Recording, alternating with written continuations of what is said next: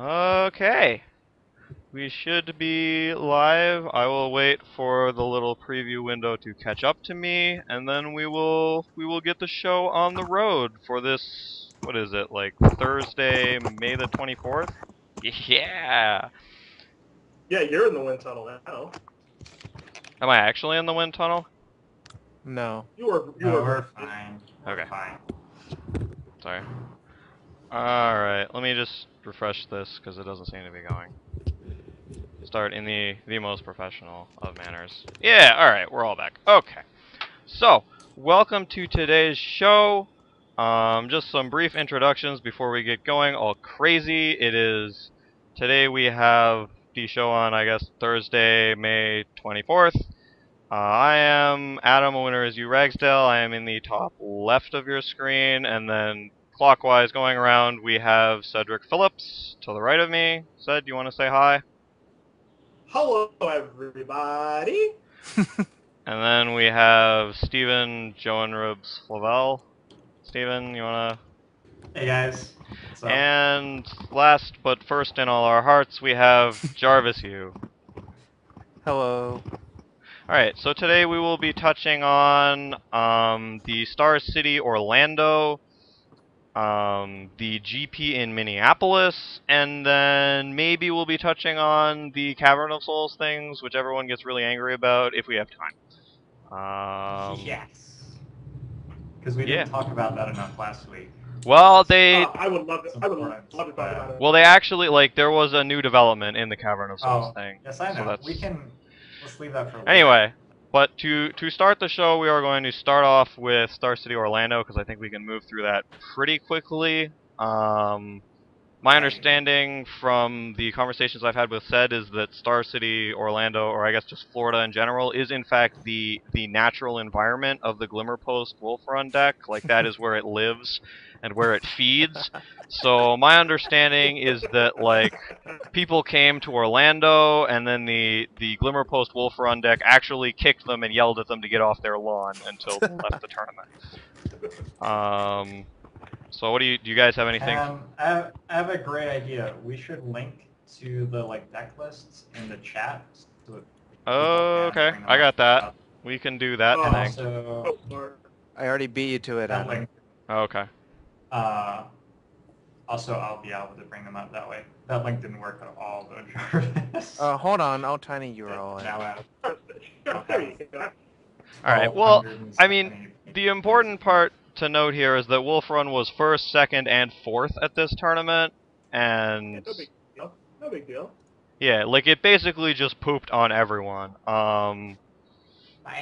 It's not like, again, this is a tournament that was happening while there was another bigger tournament happening somewhere else, so a lot of, like, the ringers weren't there, and it's still a little early in the format, but, like, I think it's fair to say that Wolf Run is, like, a very legitimate contender in this format, if not, like, the best deck at this event. Like, I don't want to say it's the best deck, because I think there were some other things happening simultaneously, which, like, bear some going into, but, like, I don't know. I think it's very strong. Ced, do you want to talk about that? I know you have, like, the mighty Wolf Run experience. I love Wolf Run. I love it. So, kind of nice that I was able to bring John's name up, like, a month ago, talk about how smart and awesome he is, and then he wins the tournament with the deck that we worked on for, like, a month. If you guys look at that deck list, that's the deck that we designed Thursday night, some updates, and that is the deck list that I would recommend going forward. Some pretty drastic changes. Let's take a look at the link. A couple of Pillar Flames main deck, one less Green Sun Zenith, more Hunt Masters. We have Warm Coil Engine now instead of Inferno Titan. And the sideboard is drastically different than it was. As far as being a Tier 1 deck and that sort of thing, I definitely do think it is Tier 1 along with the Delver and the Greener Aggro. And I think that you're just going to have to keep changing your deck list every single week based on what happens in the metagame. So definitely not surprised that John won. And the person who got fourth place, Josh Martinez, played the exact 675 as John. So. Yeah, I mean, I think that's totally reasonable, especially the point about changing the cards in your list. Like I think that's sort of underlooked by a lot of people who just sort of grab lists off the net and then like ram them in standard dailies or whatever. Is like these people are not playing the exact same 75 every single week. Like you get a significant edge by changing sideboard cards and like the configuration of cards in your main deck, and you see that with Delver a lot too. And like going back to sort of Cobblade lists and stuff, like that's just a standard part of people playing sort of top level tournament Magic. Yeah, definitely with like you have to change like your approach and your answers and stuff quite a bit. Like from 1 week Infernal Titan's gonna be really good, the next week Wormcoil is gonna be really good. Like this week Wormcoil was insane, as we'll discuss with Brad Nelson making the finals with his basically Wormcoil engine deck. But that was really good there. Devil's Play got worse in the main deck because there's like less Sun Titan decks now. But it was like Sun Titan and Control decks become more popular, and Ramp becomes more popular. You're obviously going to want to put Devil's Play back in your main deck. So you have to keep up every single week to be able to do well. Side note, your audio quality is really bad, Said. I don't know if there's anything you can actively do about that, but... I'm going to try to take my headphones off and see what happens. Sure. I mean... How do we do? I mean, I don't think that would affect it, and I can hear myself now, but like... Yeah, I don't know if that would change anything, but...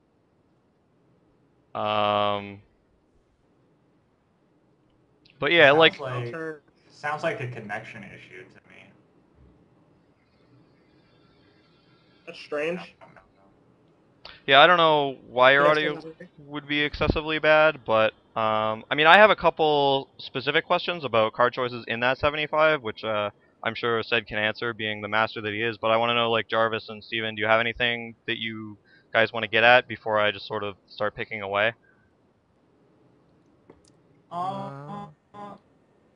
I thought that what Cedric said about switching up the cards is a really good point, and I just want to... One thing I think you left out of that point is the deck sort of stays the same. Like you have this many removal cards, this many big threat cards, this many ramp cards, obviously. So you're not like taking out Lightning Bolt, putting in Shivan Dragon or anything. That's not a change you're making. But you're like moving from Inferno Titan to Wormcoil Engine because that's their big threat, and you're moving from Slagstorm to Whipflare or something, or Electrostatic Bolt because that's the right removal spell for this tournament. That's the only thing. Yeah, I like the list a lot. I think it looks good and it seems really well tuned for this metagame. I never feel like there really is a best deck. And what I mean by that is, like, it really depends on what you expect to happen at any given tournament and how exactly you expect your matchups to play out. That's kind of vague, but it has a lot to do with figuring out what other people are going to do to figure out what the best deck is for any given tournament. But I don't think there's like a best deck in a vacuum. So, is that the kind of logic that makes you become Lewis Laskin? He was the guy that played this, like, mono Wormcoil deck, right? Yeah, he was on the Grand Architect deck. Like, you're just, like, all in on people aren't prepared for Wormcoil Engine this week, so mono Wormcoil you? Is that... I mean, that's a reasonable way to go with that for, like, a particular week. But in general, I'm also hesitant to pull that kind of, like, glass cannon all in. Yeah. Which I sort of feel like that deck definitely is. Yeah, I mean, I think we'll come back to it when we get to the next event, but I mean, it sort of showed up at both of them, which is, I don't know. I mean, it's a real thing, I think. Like, it's not a new deck, really. Like, nothing was invented here. Like, that Grand Architect list has been around for a while. It has had Heartless Summoning in it at times. I'm sure everyone who's played Moto in the last, like, month or so has played against that deck. Or versions thereof. I just wanted to ask, like, why Pillar of Flame instead of Whipflares? Because it seems like that's, like, what you shuffled out. And I'm not totally... I really like that change. Like, what was Probably that just aimed at? because of Geist and the fact that you can kill a Delver on turn 1. What's the question again? Why Pillar instead of Whipflare? Oh, Pillar instead of Whip Flare because mostly we geared our deck towards beating green-red aggro, especially because John was playing in the Star City tournament, where we thought that green-red aggro was going to be more prevalent there instead of like Delver. Obviously, the card is good against Delver too, but really wanted to have edge against Strangler guys. Okay, that's fair. I assume like a big part of the advantage of Wormcoil Engine is that it's a lot less bad for you if it gets threatened. Is that accurate? That was the main reason that we chose to go that way. Also, once again, it's better against green-red than we think that Inferno Titan is. Mm-hmm. But yeah, it's definitely, you know, again, if you get conscripted, if your Inferno Titan gets Zell conscript, you're basically dead. That's just too much damage you're going to take from that. Whereas like Wormcoil is really good against that deck. It's really good against fringe decks too. Like if you play against zombies, Wormcoil is just like stone nuts against that deck. Like if you draw your one of, or if you board in the other one that John had.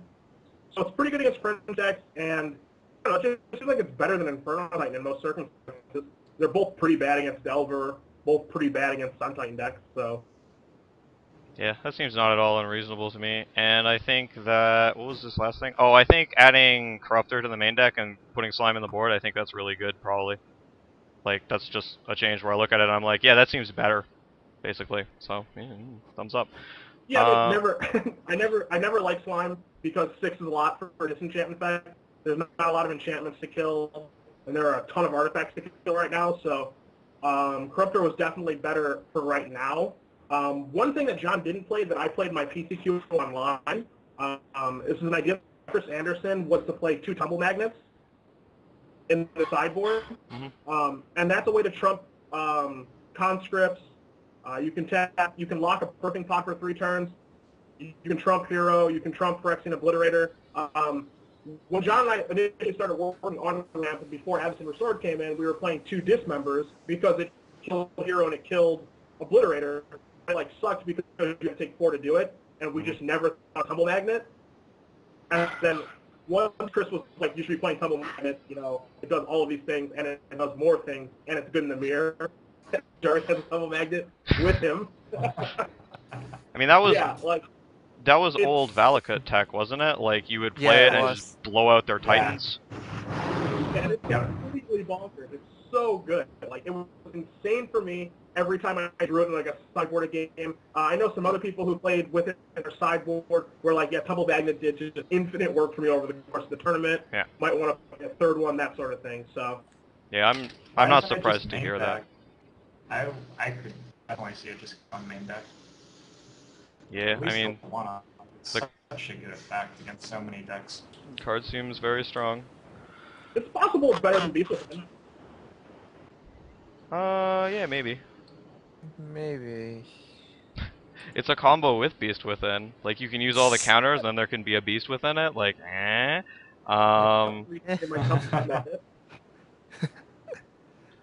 what else do we have here? I think that was basically all I wanted to mention about Star City Orlando. Like, obviously, the ringers were not there, but Wolf Run did, in fact, kick everyone directly in the teeth. That's pretty much all I wanted. Do we know what the, like, metagame composition was at all?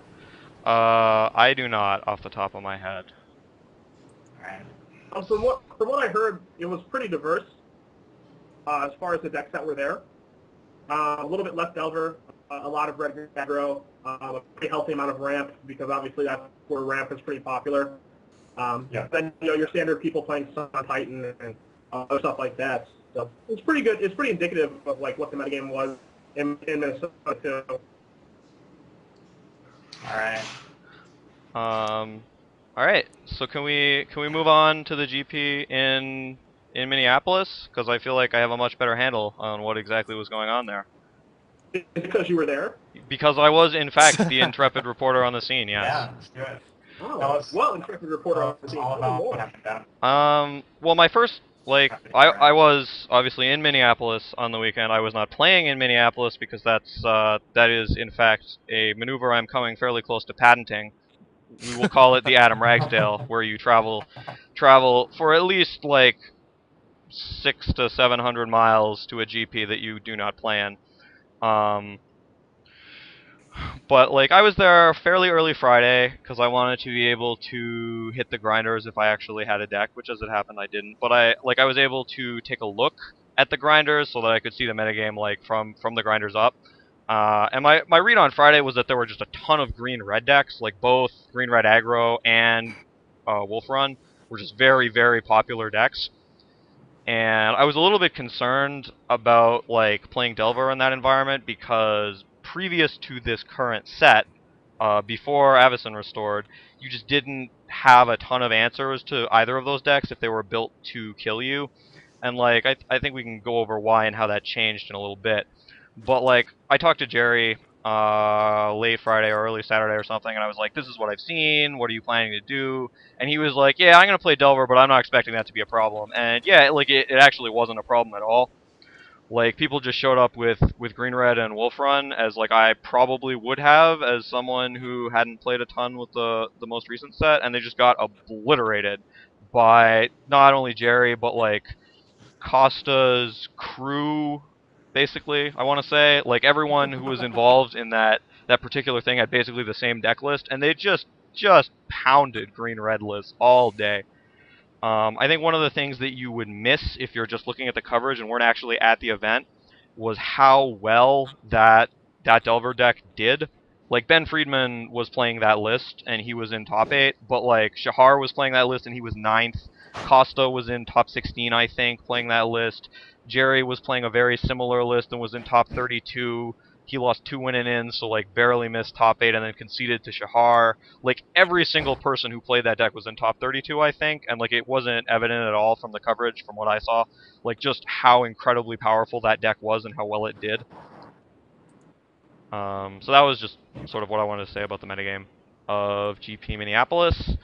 Getting down to the nitty-gritty of how that deck worked. The reason, sorry, I don't want to totally monopolize, but I just wanted to say, like, the reason that you had a bad matchup against Green-Red aggro and, like, Wolf Run decks in general is that the way Delver wins or won previously was by playing a bunch of things with 2 toughness and trying to kill you with them, like Geist of St. Traft and Delver of Secrets, and it was pretty easy to just sort of lock those down, get in the way, and then beat them eventually. But when you add this 3/4 to your deck that can come into play on their end of turn, suddenly it is way harder to stop them killing you. Like, there's a myriad of reasons why, but that's basically the Cliff Notes version, is that when they You're have a talking about 3/4... Restoration Angel. Yeah, we're talking about Restoration Angel. Like, when you have Restoration Angel in your deck, suddenly you just, like, you can't just play Hunmaster and be like, I will never die. You can't kill me. Like, they just play Angel and they just kill you. Like, they put Sword on it and you die. They could So... kill you when you played Huntmaster before too, BT dubs. But yes. Yeah, I mean, a thing about this deck list is that it's got 2 cards different in it.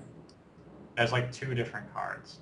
So I think that when you're talking about like Restoration Angel, suddenly they can, like it's suddenly massively different. Like it's 2 cards out of 60 cards. The deck actually without Restoration Angel also smashed your face.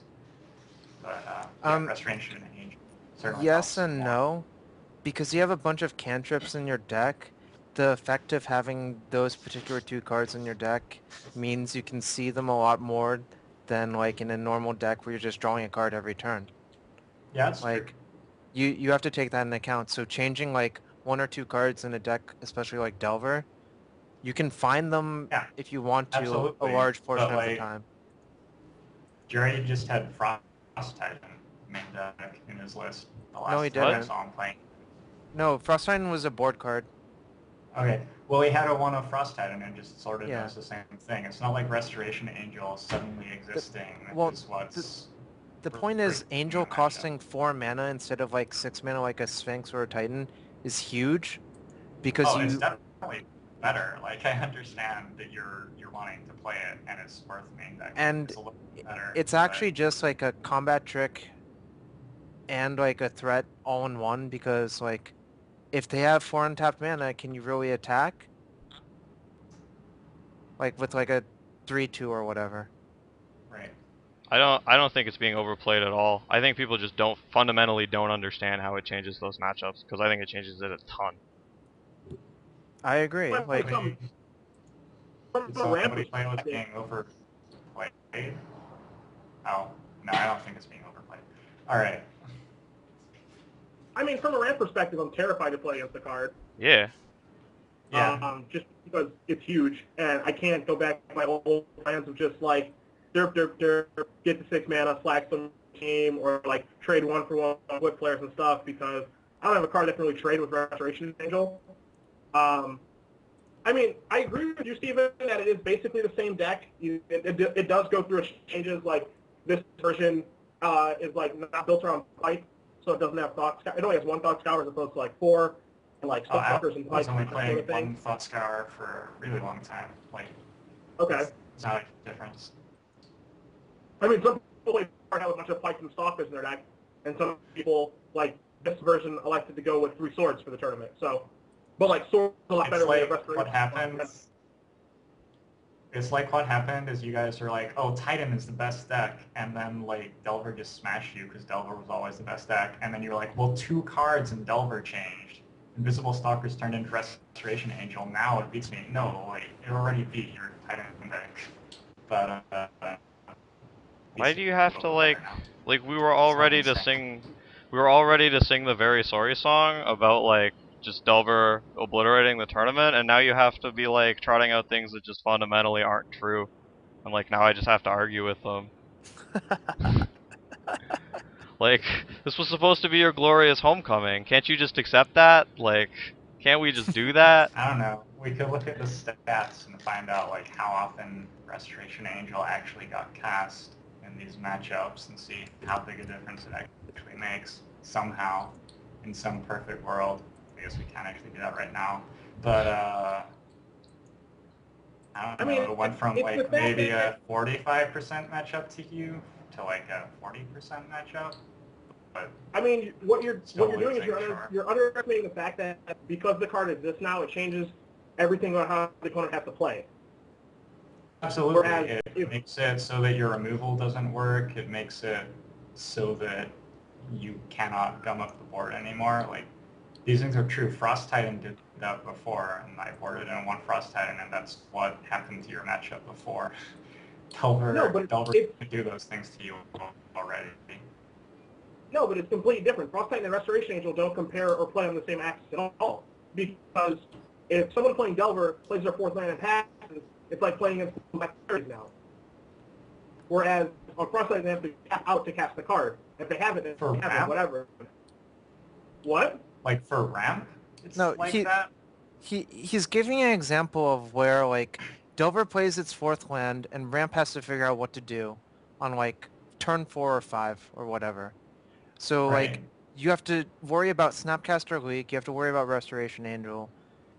I mean, there's just like a bunch of... You have to worry about a ton of things. You have to worry about is you just making a token with Moreland on. Is you vapor snagging something. There's just more things that are in the equation now, which is why the card is so good. There's literally one more thing in the equation. It really changes how Huntmaster plays too, because it like gives you a huge thing that they can do like end of turn when you try and flip your Huntmaster against them. And that one thing that's changing in the equation is a 3/4 flyer with significant clock in a deck that dings and dumps you with vapor snag damage and all these like little points of damage and like the flyer from Guides to Saint Trap and the little hits of tokens for Moreland. Like, it's a significant change. It's not a small change at all. It's a small change. That's why I was playing ramp. I was just 1-to-1 them with Pyroclasm because I can afford to take like extra points of damage. And now it's like, well, I couldn't afford to take extra points of damage now that I was playing. Now Restoration Angel just kind of like messes that up because like I can't just 1-for-1 with this card. And like that's just the emphasis on it in like the ramp matchup. Think about it in like Delver Mirrors, where like you're passing with 4, you pass to your opponent with 4 mana, and like they have to play around on a bunch of things, including a 3/4. Like, are they going to attack the Delver? Like, it just changes a lot of things. I think they're really I think it's a much more considerable change in the Delver Mirror than it is in the Delver Ramp matchup. Yeah. I think it's like a bit of a change in the Delver Ramp matchup, but I think you're overestimating like how much it matters. I don't know. Didn't you used to play 1 Huntsmaster against Delver anyway? Like, it's only recently that you even went up to 3, isn't it? He went up to Yeah, I mean, 3 the because of change- red-green as well, is what I think. Yeah, we Yeah, changed so because like, Red Green was so popular, but like it was also pretty good against Delver. And I think like I was only playing one and not having much success with it because I was playing it incorrectly. Is why I don't is the reason I don't think I liked it very much. But like I think like just overall like Restoration Angel across the format from a Delver deck changes a lot of things. Like you can ignore the ramp Delver matchup, or you can talk about that as long as you want to. But across the format, it changes the way that every deck has to play against Delver now. If there's one in their deck, there's 4 in their deck.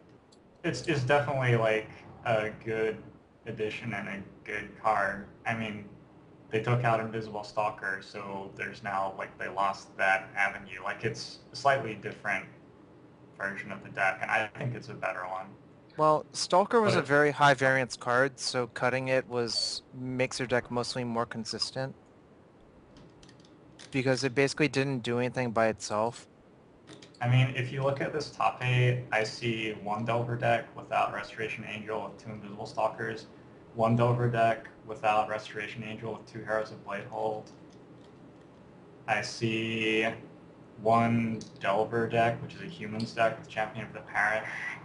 Yeah, I mean, was the whole point not that like the top 8 did not tell the whole story? And Dungeon Geists, and I see one Delver deck with 2 Restoration Angels. So somehow, even if Restoration Angel is this thing that's breaking the format and Delver's unbeatable now, somehow 4 out of 8 of the top 8 decks are Delver decks without Restoration Angel. So I think like it's pretty clear that Delver was winning without the card too. I mean, I don't think that's necessarily true at all. Like, yeah, it would have done well because a bunch of people showed up playing Delver decks and they happened to like run well enough When to I top said 8. winning, I don't mean winning a tournament. I mean like it's a winning deck. It's far above 50% match win percentage. I mean, sorry, that wasn't. I don't know. I think the non-restoration angelists are a lot more vulnerable to just getting sort of green-redded on. But I don't know. I think you're mostly correct. There was something I wanted to say, and I lost it. Oh, yeah, I wanted to say that Restoration Angel will never be as good for you, the Magic the Gathering player, as it was for those people in that tournament, because, like, all these things that you guys were talking about, like, can you attack when they have 4 mana? Like, the people playing at GP Minneapolis, they were not thinking that. They were attacking and then going, oh, I guess I can't attack when he has 4 mana when their creature went in the bin. Like, that just happened every single round. People were like, So, I will... I'm sure they got maximum value with the Restoration Angel every time. Yeah, I played in a PTQ last Saturday with Restoration Angel in my deck, and literally no one had any idea it was coming. And I'm going to be sad because this Saturday people will understand that it's coming and I'm going to lose that edge that I had last Saturday. Well, just do as Cedric did with his ramp list and take out Restoration Angel, put in Hero of Bladehold or Stalker or something, and then leave 4 mana up and watch your opponent's misplay. Like, you're allowed to mess your deck around. I don't think Restoration Angel the deck with Angel is stronger than the deck without Angel, so I'm not going to make that change. That's how I feel about it personally. But what about the deck without Angel where they think that you have Angel? Because the deck without Angel, this is an important point, the deck without Angel just got way better because now it can leave 4 up and they don't know that you don't have Angel. I mean, so also here's the thing. I would not expect an average PTQ opponent to play around Restoration Angel anyways, which means that cutting it from your deck actually worsens that aspect of it because they weren't going to play around it anyways, so you lose the fact that it's not in your deck. Like, it makes your deck worse, essentially. Yep. Like, I think it kind of depends on what tournament you're playing in. Like to a degree. I'm not sure if that's true. I'm not 100% sure, but like if you're playing in a PTQ where you're going to play against people who are going to make the mistake like a lot more often than I guess if you're playing in a Grand Prix and like you make day 2 and then they're going to start playing around it. Like if you're playing in a PTQ, you're going to play so much people are just going to like run face forward in a Restoration Angel and be like, oh, I'm so stupid. What am I doing? And like the likelihood of playing against those people on PTQ is more frequent than like a Grand Prix, which is a 2-day tournament. Like you might not run into that many people. You might not run into those people as often, and your level of competition is higher. So like maybe Restoration Angel in your Delver deck is better for like a PTQ than it is for like a bigger tournament. Yeah, that could definitely be the case. Can I do my rant now? I feel like it's a really good time for a rant. All right. All Let right. it off the chain. Go All get right. him. So last week we closed on what is the best deck, and I said Delver, but I hated the question. And we also closed on like pet peeves, and that's one of my pet peeves, is like, what is the best deck? Like, so yeah, I want to explain, because I'm a poker player, and I think about balance and all these optimal, perfect game plan things. So let's say I was playing 100,000 heads-up Magic matches against John Finkel in this format, and we were playing for like $10 billion or something. There's no way that I'm gonna like pick one deck list and then play it against him like 10 million times in a row, or however many times we're playing. When I'm playing against John Finkel in a spot like that, I'm going to have multiple deck lists, and I'm going to show up with Delver sometimes, and I'm going to show up with Wolf Run sometimes, and Green Red Aggro sometimes, and maybe even Humans sometimes. I may even show up with a Grand Architect deck sometimes, and within those decks, I'm going to be making changes. I'm going to show up with Restoration Angel in my Delver deck maybe 70% of the time. And I'm not going to have it 30% of the time, but I'm going to leave 4 mana up anyway. He's not going to know. And the point is that when John's playing against me and I'm doing that and we're playing 10,000 matches, he can't just settle into one deck. And he can't just put in his sideboard like all the cards that beat the deck I'm playing.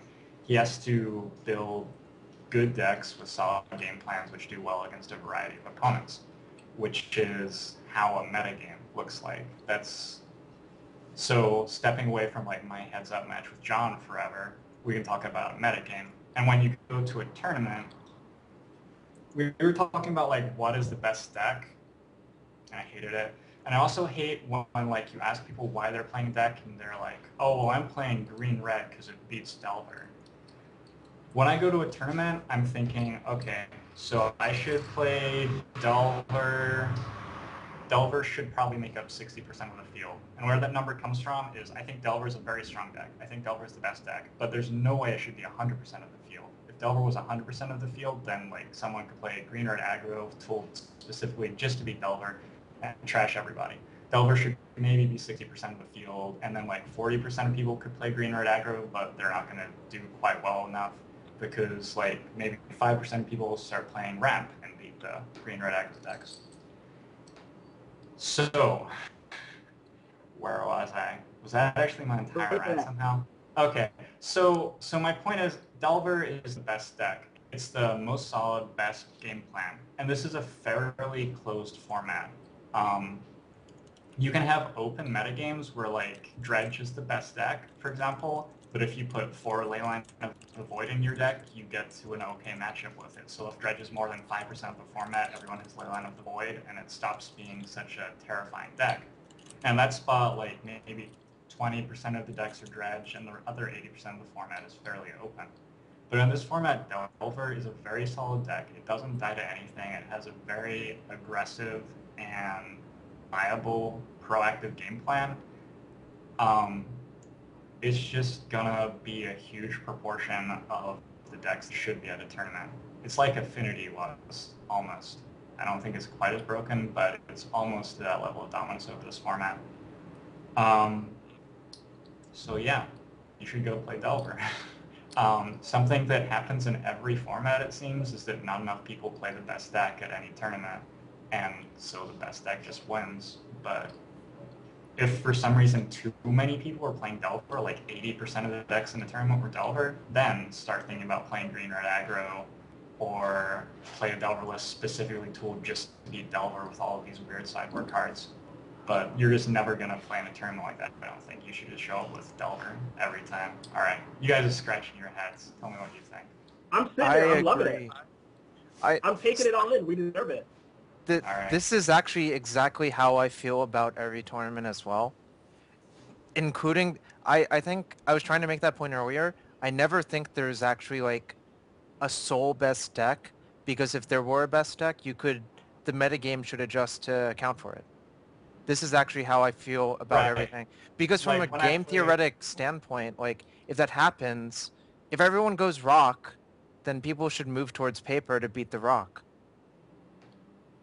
That's And also, like, when I hear people say something like, my deck beats fairies or my deck beats, dark depths or whatever, I'm pretty sure the people just don't know what they're talking about 99% of the time.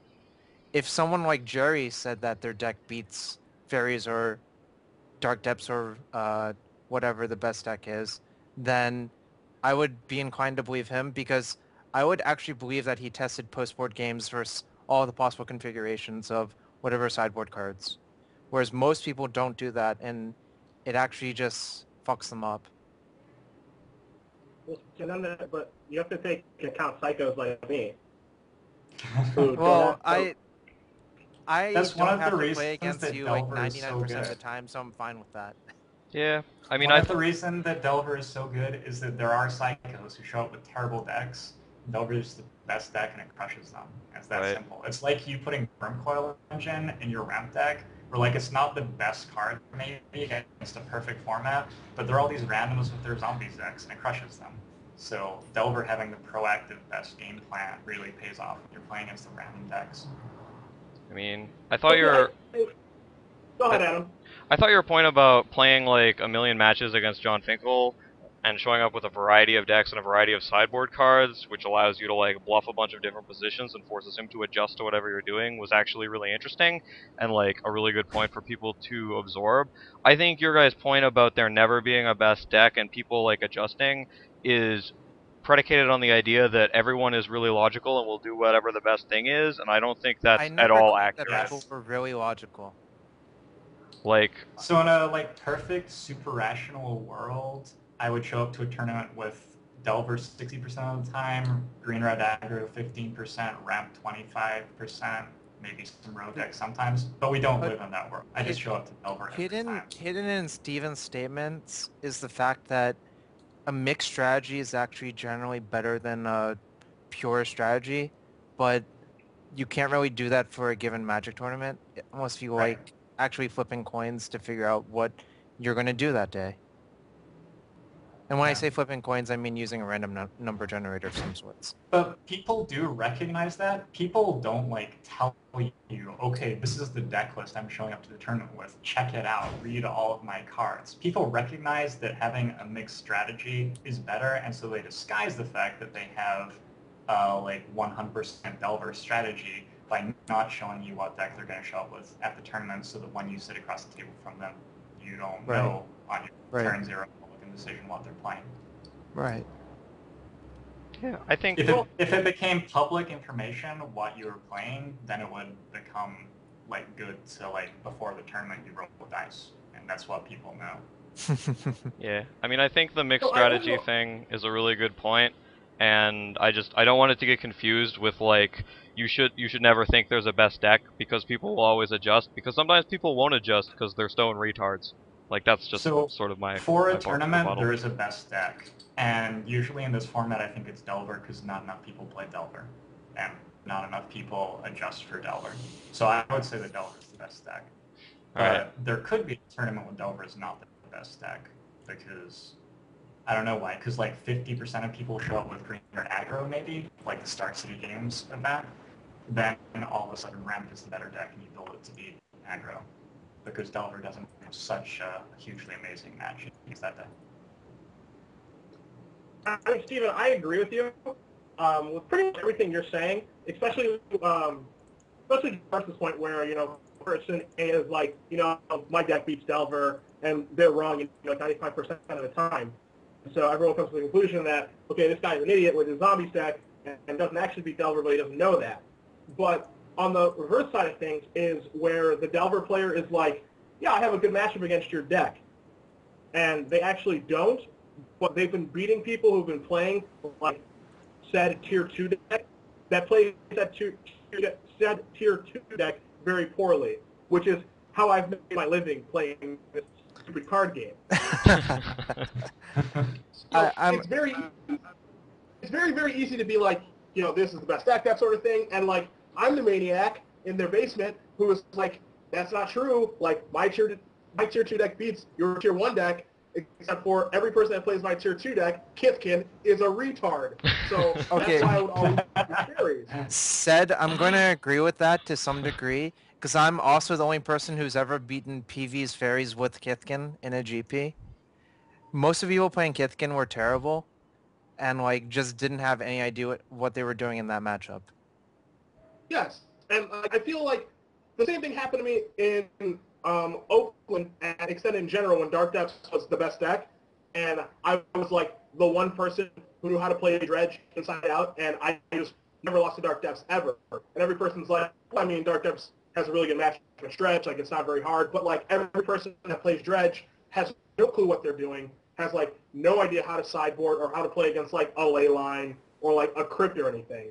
So like with how standard is right now, it's like I definitely agree with you that like Delver is the best because like there isn't a tier 2 deck that like preys on Delver strategy and like is able to get an edge on what they're doing. So like I could like today, like I spent 3 hours playing humans just against Delver today. And I was like, I think like this red white humans deck can beat Delver, and I just got ape smashed over and over and over again. And so like there isn't like some sort of strategy that you can like really like exert on Delver because there's not very many holes in that particular deck. Which is why I think that deck is so good. Like with it being a close meta game. Yeah, I definitely think it is close. Like I don't think that Delver has like this hole that you can like exploit and take advantage of. And if you build your deck around this hole to take advantage of them, then you're going to win. Like there isn't something like that, right? So that's why I kind of feel that Delver is like a tier 1 deck. I agree. But overall, I agree with you. Yeah, I think you brought up some really interesting stuff. I don't know if people like listening are actually going to get it. I hope they do, because I think a lot of it was really interesting. Can we talk about Kakano's deck? Because I feel like we should. Because I mean, he did murder everyone, like actual everyone. I'm looking forward to that. Can I say before we start, I like one-ups. I like one-ups and deck lists more than anybody else I've ever met. Before we start, I just want to say that. Now we can go. Oh, we can go now. Permission to proceed. I mean, my feeling on Calcano's deck list, I'll just go first, was that, like, he probably played really well, and I don't think his deck is terrible, but I think his deck is pretty far off from the optimal. And, like, I think saying because he won the tournament it's optimal is just, like, falling into a really, really obvious pitfall that, like, no one who seriously plays games should ever do. Right, I would Adam, say that. You remember last week when we examined that green-white guy's deck list that made the top 8 of the PT? Yeah, I was considering bringing that up, but I decided against it. And I said, how does someone sit down at a table and fill out their deck sheet and be like, this is the correct number for this tournament? I would like to ask Christian that question. There are multiple cards in his deck list. I will say this, I was present, like, when several of his opponents were sitting down, and they looked at it, because his deck was posted, like, on the website, so people actually knew what he was playing, and they looked at his sideboard, and they were like, how do I prepare for this? It's coming at me from every angle! It's everywhere! I'm perfectly okay with the psychopath sideboard. I'm actually okay with that, like, with the deck that has, like, the kind of manipulation that he does. What I'm not okay with is 3 Vapor Snags, which is, like, the best, like, one of the best blue cards in the format, and one of the best cards, period. It, like, invalidates a bunch of strategies. I'm not going to talk about Sulfur Falls because I'm the bigger man in this conversation. Okay? But, once again, I don't know how it's possible for someone to sit down, write their deck list, and, like, during, like, the review period, like, the players' meeting, where the judge is like, all right, check your deck, make sure it's 75 cards. He's like looking at it, and he's like, perfect, and just hands it in. I don't know how it's possible. He turned in his deck list on Friday because he wanted to sleep in for his buys. So he didn't have to go through that review period. Well, way to save him, Jarvis. Way to save him. Fair enough. I guess there's no going back after you turn in that pilot ship. Right. Just, here it is. Here it is. He No actually, going back now. yeah. Baron, Literally, I guess, except that. I actually don't think that his deck is that bad. Yeah. I don't think it's that It's bad. a little wild,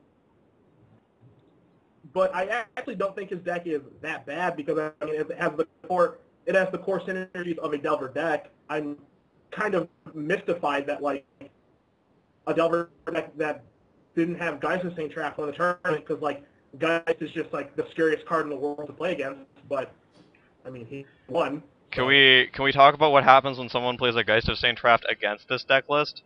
Because I can tell you what happens. He loses. Your life total goes to 0, and you are dead. Yep. Yeah, shouldn't someone playing Geist Saint Trap destroy this deck? Yeah, I mean...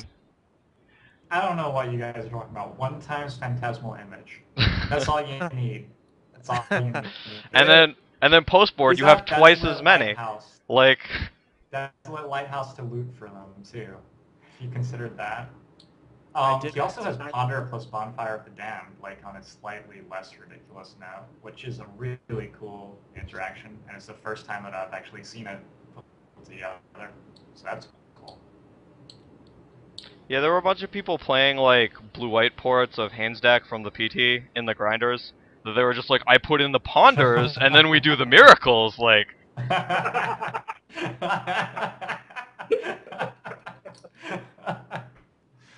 And now this deck is so good. #1 most I've powerful. played that deck a couple times. They had Visions of Beyond in their deck as well, just for another end step effect. It was terrible. Yeah. So bad. Yeah, that sounds pretty bad. I mean, Ponder I doesn't think really that- work in that deck because you just draw 1 card a turn anyway. Like, it's not like you put the cards on top of your deck and then you win because you miracle. It's like you put the cards on top of your deck and there's 3 miracles and then you draw one of them each turn and cast it, and that was your, like, what you're doing anyway. Yeah. I think that Calcano's deck is, like, good. Could be tuned to be very good. If, like, someone with some, like, real deck building chops, Jerry Thompson, decided that they wanted to make this deck better, I think this deck could be, like, pretty good. Yeah, I like it. And its current form, it's a little embarrassing, but, I mean, chips, where are they? Yeah. I don't know. I mean, I think we should also specify, like, I don't think anyone is attempting to say that Christian Calcano is bad at playing Magic.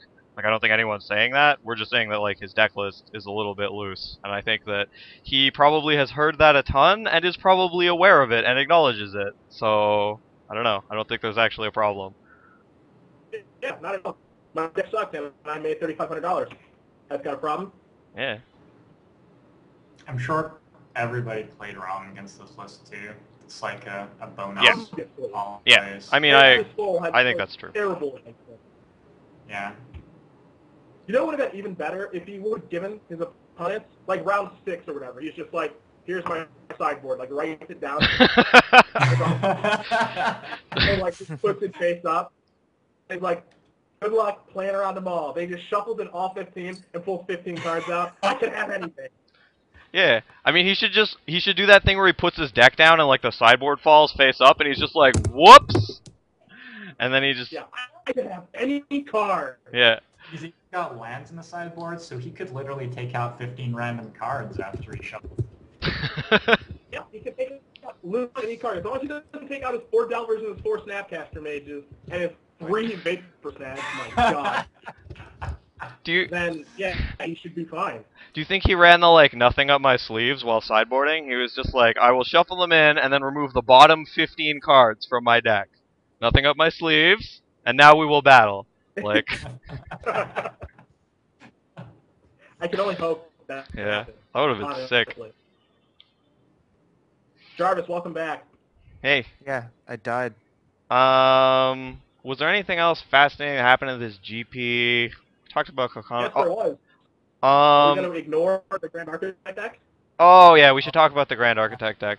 Worm Coil Engine beats right after like I said, that is not a new deck concept to me. Like, I have seen that deck before, and it is an acknowledged real thing.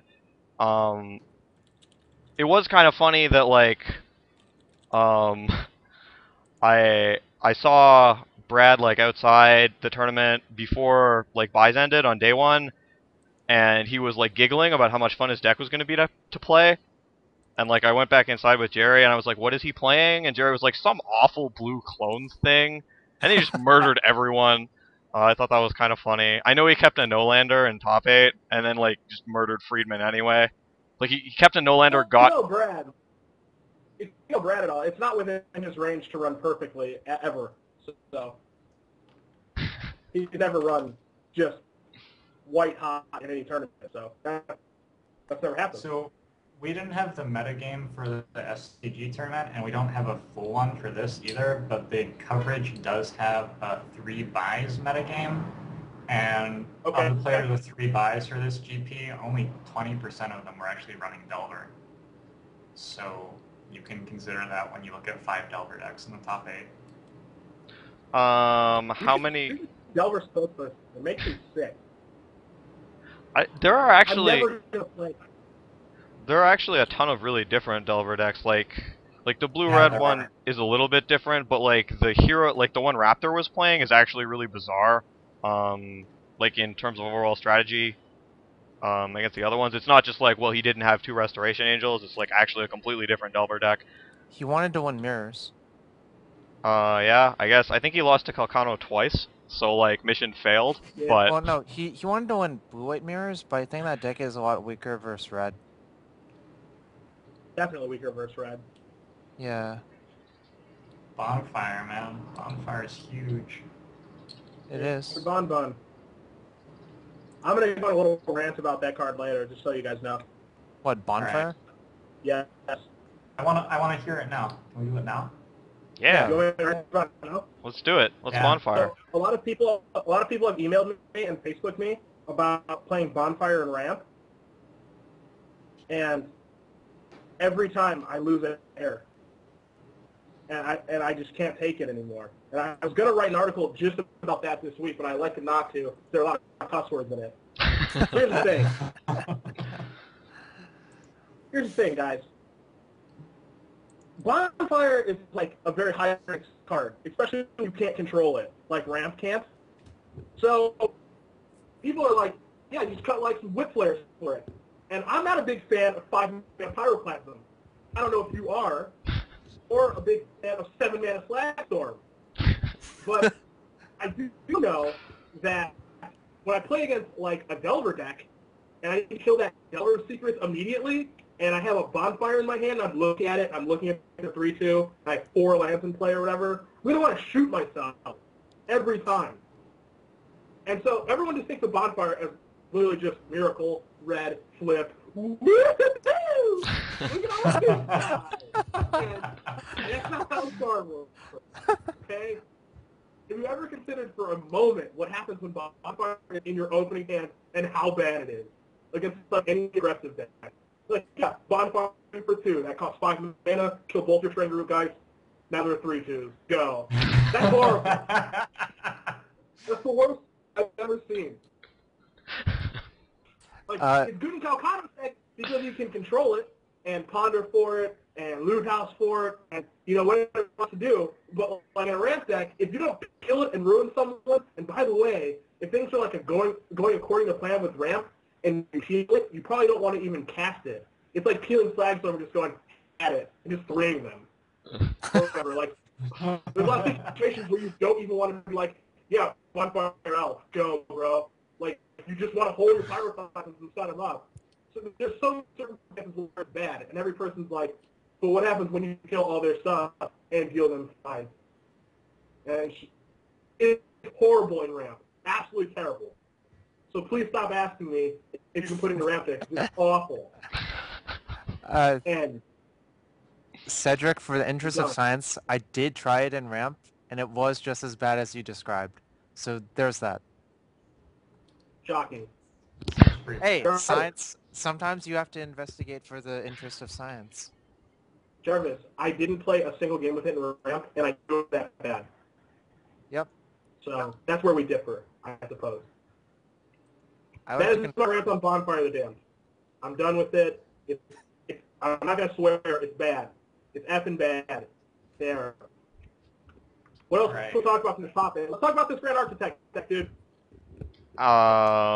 It makes worm coils, like a lot of worm coils. Yeah, what is there to say? It Like, also copies things. if I like you that. have a problem with worm coil engine, this deck is going to have a problem with you.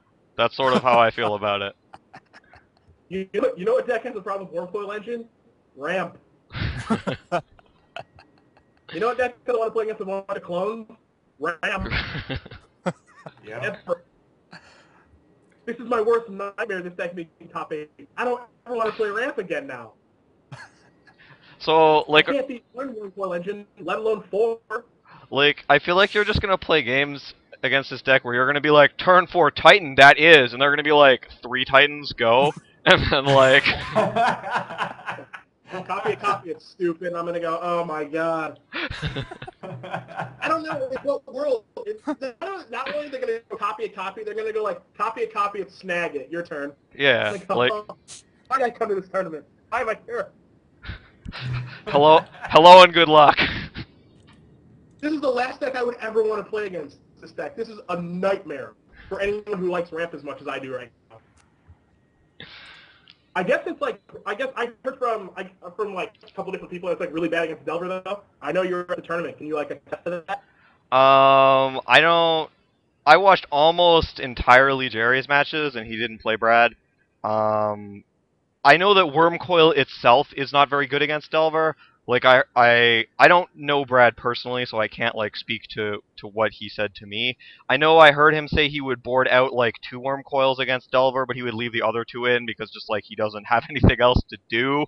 But yeah, like, Delver's just gonna snag your Wormcoils forever. Like, you're never gonna hit them with it unless they're stone dead to anything anyway.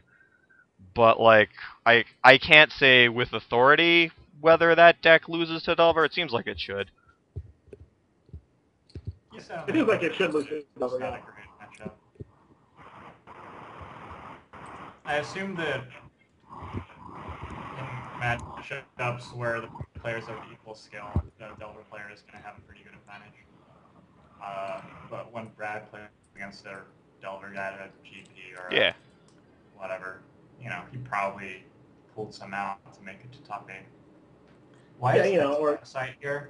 Like, what does Hex Parasite do? Can someone explain real quick? Kills images, I guess. It kills other images. I can't really think what else it would do that's positive. It eats... I just like that we have one Trinket Mage, one... Doesn't it eat Undying counters, and then you can, like, come back some more? Oh, I guess it does do that, but, like... Oh, that's clever. Is that true? If you're removing what Undying counters is it going to remove of ours? If you have an Our image Metamorphs. with +1/+1. You might not want to start an image with your Hex Parasite. Metamorph it will just die. Is the thing that we do. Yeah, I mean, if it... You can take it off Metamorph, I guess, but... But yeah, I don't know. I'm not not... a whole lot, really. Yeah, I don't know. Yeah, that's kind of stinky. Metal Misstep's pretty good right now, actually. I saw a Delver player in the grinders that left 3 in against Ramp and attempted to counter a bonfire with it. That did not work out very well for him. But that makes my mind hurt. That there's bonfire in his Ramp deck. And this, That's what Cedric has a problem with. No, it's just the whole combination. There's bonfire and Ramp deck. This steps in his deck after sideboard. And he's trying to counter bonfire with I mean, kill yourself, that's what people don't understand about, like, Magic tournaments, is that it's 2 people sitting at a table, and the one guy, like, has bonfire in his Ramp deck, and he's like, I'm gonna get him so good, and the other guy is sitting with 3 Metal Missteps in his Delver deck post-board, and he's like, I'm gonna get him so good! Like, that is what tournament Magic is, boys and girls. That's how we do it. Oh yeah. Oh, you know the other thing I love about bonfire, just a quick diversion. So like, if you're Miracle Bonfire against like a Delver player, like let's say you have 5 lances, like your draw step is bonfire. They have like a Geist and like some other guy playing. You're just like, all right, what are you gonna Miracle that for? I mean, it's got to... Miracle for 2? Are you gonna Miracle for 2 and try to play around Leak? are you just going to be upstairs all of it and just get leaked? It's just terrible. It's just all bad. It could get misstepped, though, so I guess there's that. I mean, it can be misstepped if you cast for 0. Like, you hit your best case situation, a Miracle Bonfire, and it's not even good against Delver! It could get leaked! God! Moving on. I swear I'm over it. I swear. I'm glad I'm not drinking for this one. I would be like gone. the Sun Titan deck was just like it was almost exactly Lucindo's deck, except like Blade Splicers instead of something else, wasn't it? Did Lucindo's deck have Ponder? No, it didn't have Ponder and it didn't have Gideon, but like. I can't remember if Lucindo's deck had Blade Splicer. I don't think it did. No, it didn't. It did not have Splicer. The Splicers were. I can't remember. I've got Lingering Souls, so what did this dude cut? I think he had some terrors. Some like. Yeah, Lucindo had some Go for the Throats. Yeah, like Doom Blade / Go for the Throat. I don't know. I had a brief conversation with Michael Jacob about like how no one in the universe plays Ponder and Esper except for him. And I don't know a ton about Esper, but I mean Ponder was really good when I was playing Esper with his list. Like I think there were some things I would not want to do, i.e. play a million one-ofs and have like one Bloodline Keeper and what have you in my main deck. But like Ponder was quite good. So I think that having it in this deck is totally reasonable. I definitely think Ponder should be in that deck. 100%. It needs the card selection pretty bad. Oh yeah, this guy doesn't have Think Twice in his deck. He has Ponder instead. I'm actually fine with that. Think Twice is very, very, like, mediocre, I think. It's pretty loose. Yeah. I don't think Think Twice is good. Yeah. I would actually not mind Think Twice if you had, like, Terminus and Entreat Angels in your deck. But that's a different deck, I think. I don't know. I just don't think Think Twice is very good. No, neither do I. I don't think it's very good. And the rest of the decks in this top 8 are Delver decks of some form, and we're not going to acknowledge those anymore, I feel. So, enough of you. You guys want to talk about Cavern? Yeah. I mean, I know a lot of people talked about Cavern and Cavern-related things. The one thing I wanted to say was, like, I've had a couple people say things to me about how, like, I'm an idiot because I mentioned that, like, Hane presented 65, and, like, it's very standard that judges can downgrade that, etc., etc., and, like, that's fine. I understand that. I understood it last week. Like, that's fine. But I don't know. Like, people seem to think that I was really angry about that. I'm not really angry about that. I don't think anyone was really angry about that. So I wanted to say that. I mean, it doesn't change the way I feel at all about the ruling, about the downgrade, or anything. Like, because I swear to God, if that happened in, like, the top 8 of the PTQ, that guy would get a game loss. I swear it. Yeah.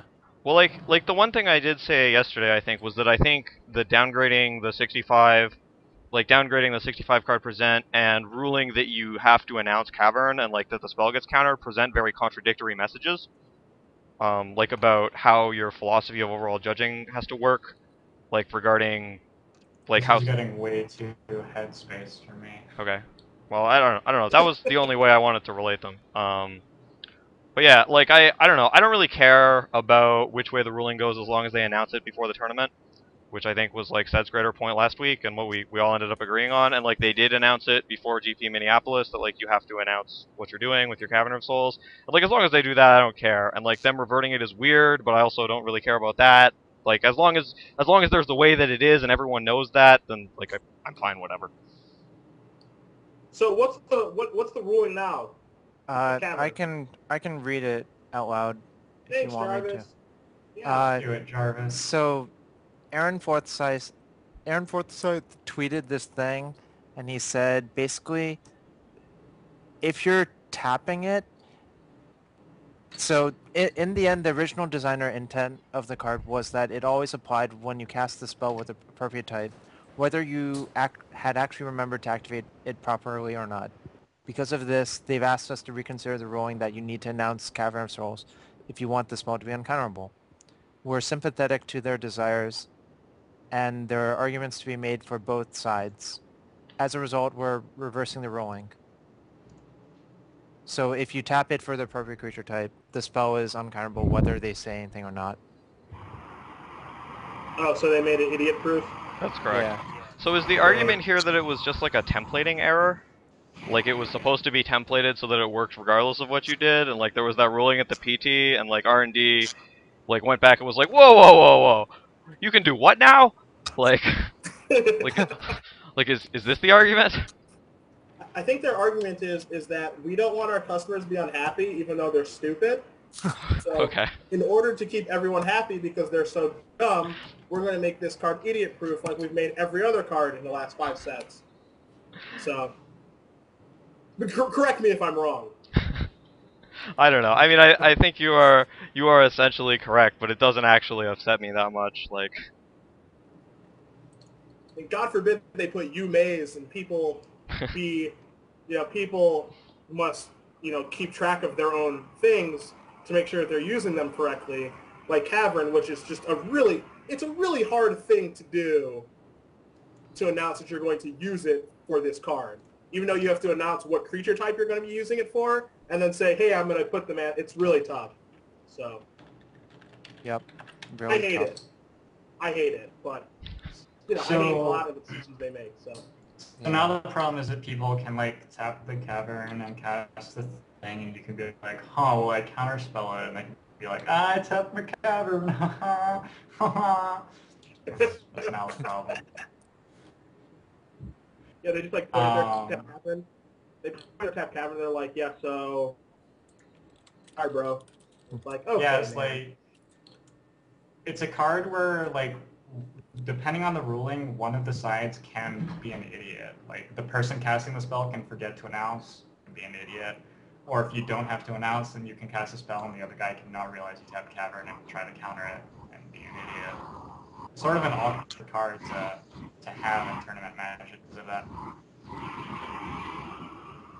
I mean, I get why they changed the rule. I don't necessarily like it. you're just not happy. You want them to get off your lawn. Is that basically where we're going with this? I would love for them to get off my lawn, get out of my life. But I keep coming back for more because I don't know any other way of life, unfortunately. You're just Everything we do is just going to make me angrier and angrier. just waiting for the next goat creature that they print, so you can get back on the. I get back in my winning ways. Yeah. Yes, yes. Card goat was not a goat. I know, and that made me really sad. It was a wasn't giant. Well, yeah. Giant. Well, it was a ranger of cloud goats, but it actually made Kithkin. It was actually a giant warrior. What it actually did is it made dollars fall from the sky. Did it really? It paid for my college education. Thanks so much, Wizards. Did it pay for your camera and your phone with camera and your? Well, actually, Discovery student loans paid for all of those. So, I'd like to thank them as well if they're still in business. Or maybe they're out of business. Scumbags like me who won't pay back their student loans. Well played. All right. Thank you.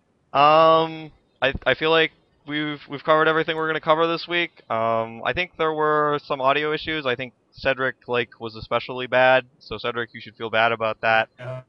Sorry. God, Cedric. Get it together, Cedric. Do you guys want questions from the audience real quick? Oh yeah, we should do that because that was really fun last time. Yeah, buddy. All right. We're taking 2 questions from the audience. None from Cranberry. Go. Well, last time. F you, Chris Anderson. F you. Last time. Cranberry questions. Last time we said we were gonna take 3 and we only took 2, but we got pretty good mileage out of the second one. Yeah, I think we should only take 2. We're like over an hour. We don't want to go 2 hours because that's just dumb. So you guys should pick one. I have to go to yoga, guys. None of this Gamestate crap. My girlfriend is laughing at that. A bunch of these are really easy, like this one that asked if you should play Sun Titan and Esper. Yes, you should play Sun Titan and Esper. You should play in Avacon or Avacyn Restored Sealed. Is that accurate? You should play. Everyone I've seen plays. I would play Sun Titan. It's almost always play, right? I'm gonna go with play. I've never played the format. Ooh, that's a good question. That's a good question. The Sheldon Nassif drama going on right now. What? Tell me. I don't know about this. So, did you see Nassif's feature match in the PT? I remember that feature match. Was it the one where he was like very deliberately stalling? Yeah, it was the stalling. Yeah. Okay. He like deliberately stalled. Well, like he wins like game one in like 40 minutes or whatever, and then he like stalls pretty long sideboarding and shuffling, and then like he just mulligans to like 4, and it's like taking a long time on his decisions. And I guess I didn't read the article yet. Been a little busy being an adult. Sheldon said he would have DQ'd Nassif. I mean, that would be nice. If like I really don't What do you like think? Sheldon though. Well, I don't know either of the parties involved, but like it's so hard to judge stalling in real life, and if someone was actually just like, fuck you, get out of my tournament for doing that, like, man, I would be so happy with that. It's pretty I mean, I watched the match, and I was talking to some friends online while it was happening. It was pretty insane, man. Like, I mean, that one was pretty deliberate. yeah, it was pretty insane. Like, it really felt like, and I love Nassif to death. Like, really good guy. It just seems like he may have been slowed down, big slowdowns on purpose there. I mean, it sounds Wow. like he's just a guy who's played a ton of tournament Magic and was like, there is actually no way to judge this. Like, no one has ever judged this before, and was just like, well, No, getting them. Like, Sato got DQ'd for adjusting his pace of play before. Yeah, Max Brock got DQ'd from a tournament for putting the brakes on big time when he was up a game.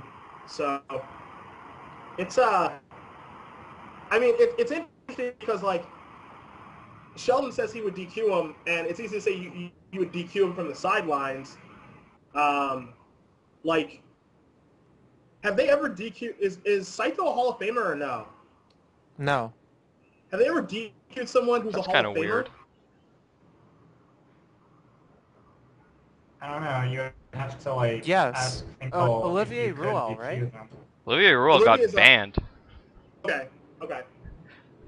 Yeah. But Rule's a Hall of Famer, right? Because his opponent was Yeah. wearing reflective sunglasses, and you just can't allow your opponent to do that. That's not allowed. So dumb. I'm pretty sure Olivier's in the Hall of Fame. I think he is. My dream, by the way, my dream is for technology to advance to a point where I can wear reflective sunglasses, which show a reflection of an incorrect hand to my opponent, and then just run it at the tournament. I'm gonna wreck so many people with that when I'm like 75 and we have the technology. That's so good. Let me see if Olivier's in here. Yeah, Olivier's in there. I mean, I don't know, if you subscribe to the Mark Rosewater theory that like Mike Long should be in the Hall of Fame, they probably did some things to him. Did he ever get DQ'd? Well, I mean, I was just saying, like, for someone, like, after they get inducted, have they been banned? Like, once Right. they're in, and then they're still playing tournament Magic, have they been banned? It's an interesting situation. I definitely need to read more about, like, what happened and that sort of thing.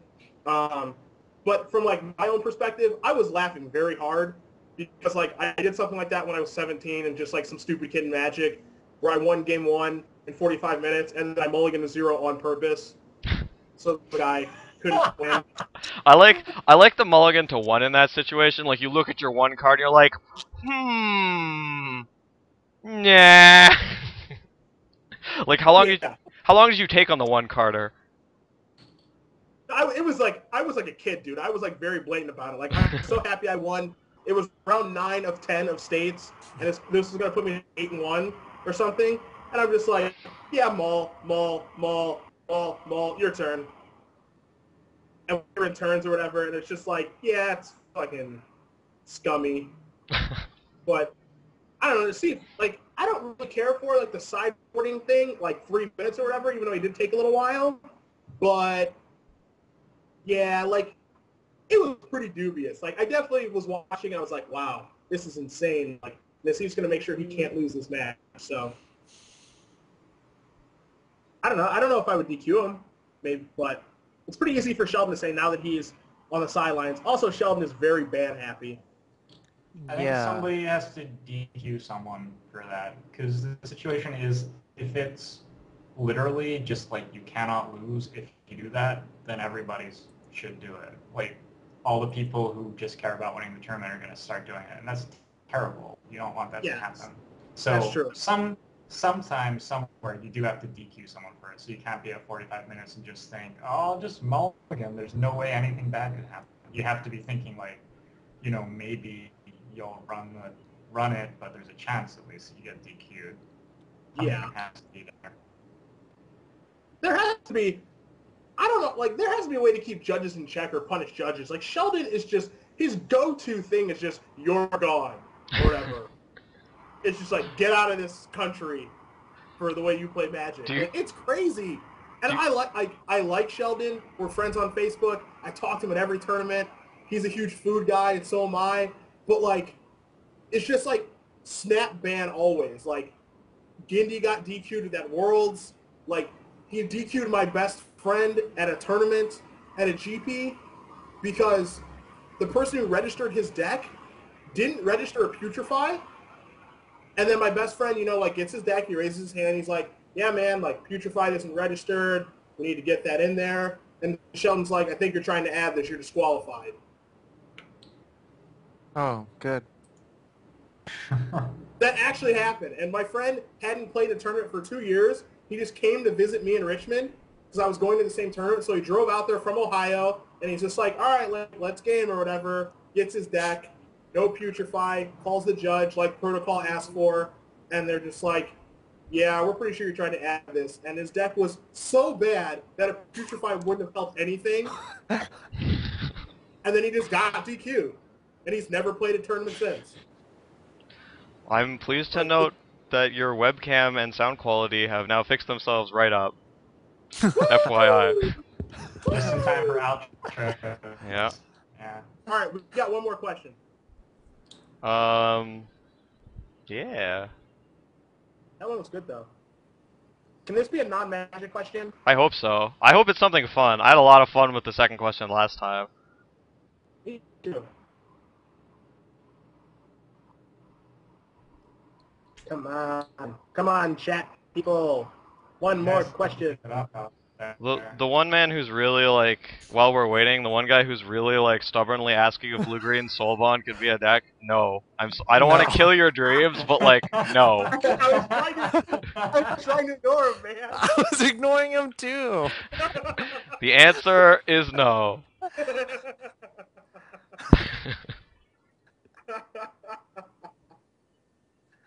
Oh. Well, we finally answered that guy.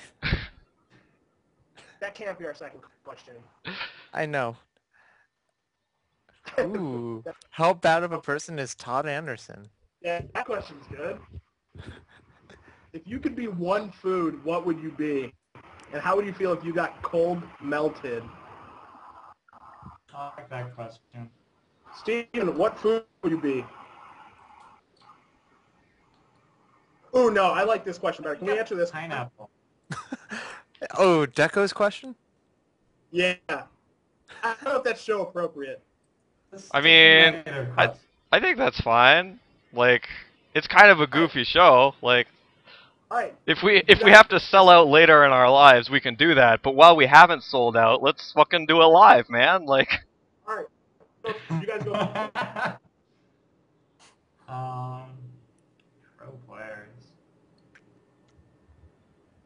Pro player most like to drop dead. I don't dislike any of them.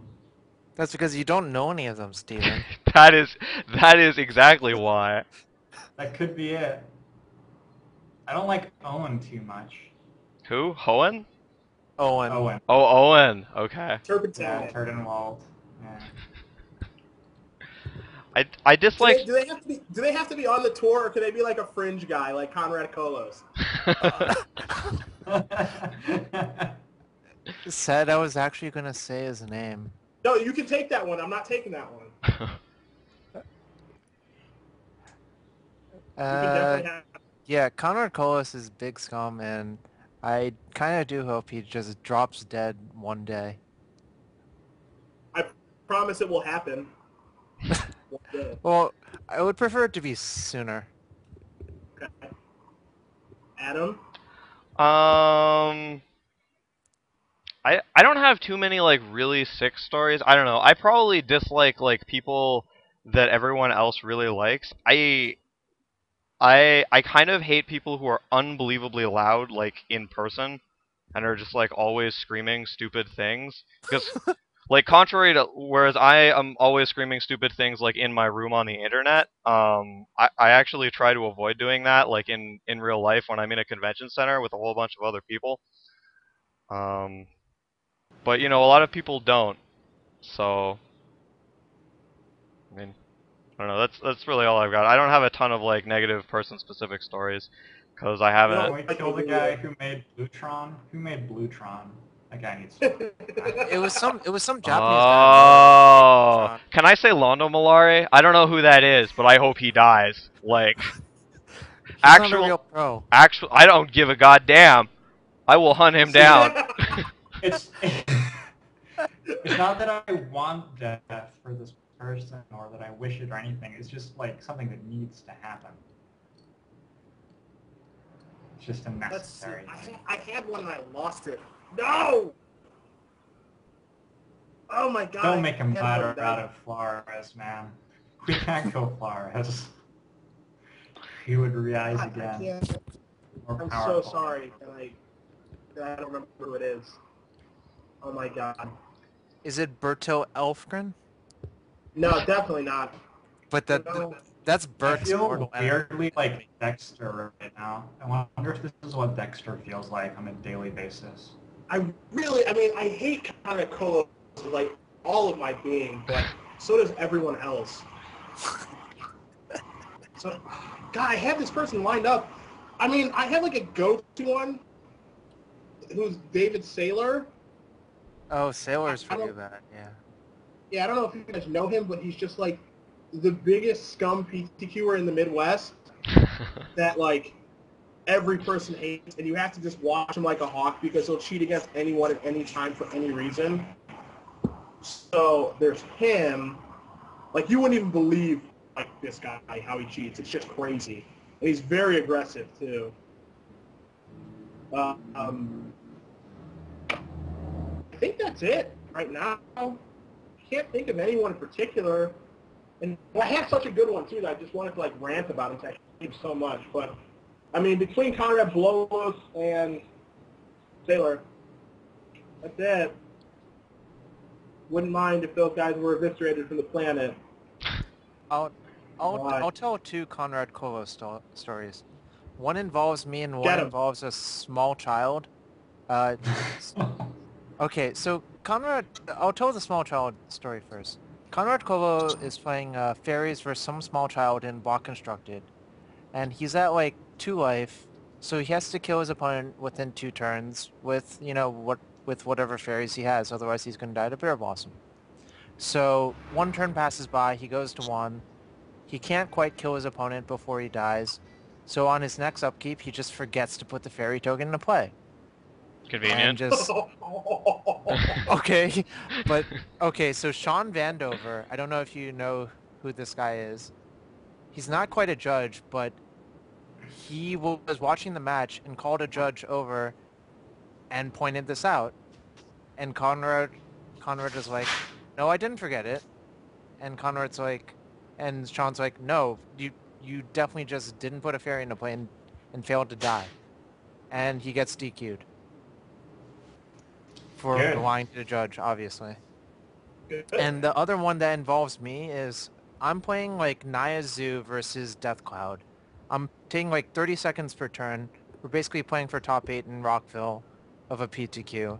And like, I'm playing 30 seconds per turn. He's playing like 2 to 2.5 minutes per turn, but like, he's playing reasonably quickly enough. And at some point, he just calls a judge over on me to watch me for slow play, at which point I explode and I'm like, you're taking like 5 times the amount of time I'm taking for each of my turns. You call a judge on me to watch for slow play? Judge, why don't you watch this jerk face for slow play instead? Did you actually call him a jerk face? No, but I was definitely thinking it. That's too bad. Why don't you call this nice doesn't say human? words like that. Just No, I'm... just like full volume, like 700 decibels, jerk face. That's how And, mad we were. and I definitely lost to him. And I wanted to fucking, you know, murder him. Your first story is better than the second. Yeah, I agree. I mean, can't lose to a small kid, dude. I Yeah. understand where he's coming from. You have to. Gotta get him.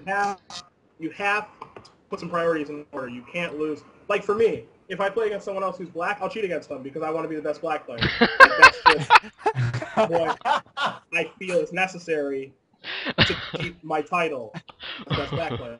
So don't take that personal. Anyone out there listening who happens to be the same color as me, but that's just what I'm going to do if I play against you. Okay? So there are rules. There are rules to who you can and can't lose to. Okay. And I think on that, or is that gonna? Yeah, I think that will take us out. Should that, Do you have any other minority groups you would like to offend before we end the program? I think that was wonderful. Only those that I am affiliated with. Yeah. I will make fun of. Actually, I will not make fun of any others because that would be seen as offensive. And I care about how people feel. Yeah, Okay? absolutely. I care. Big cares. How do you feel about Colosso? I can't do that. I can't talk about that on here without it would get ugly. I feel Colosso is like Bonfire of the Damned and Ramp to me.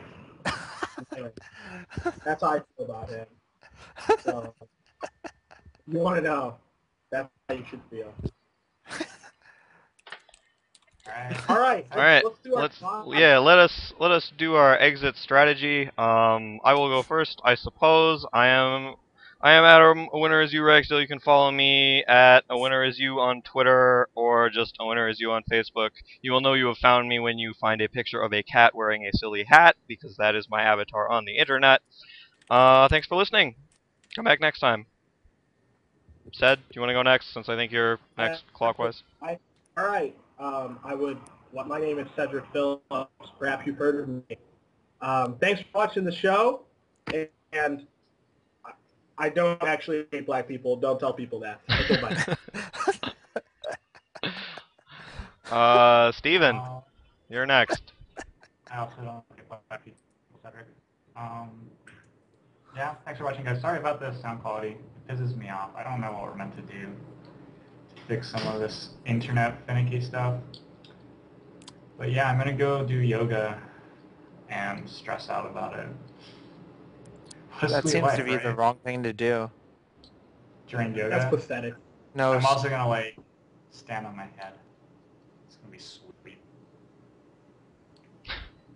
Jarvis, you want to say anything to the beautiful people? Hey guys, win some tournaments this weekend. That's my plan. Alright, tough but fair. So yeah, thanks for watching everybody. I'm gonna flicker the stream. That is the Skarg the Rage Pits, I think. And yeah, I will be back shortly and we will be back next week. Bye! Bye!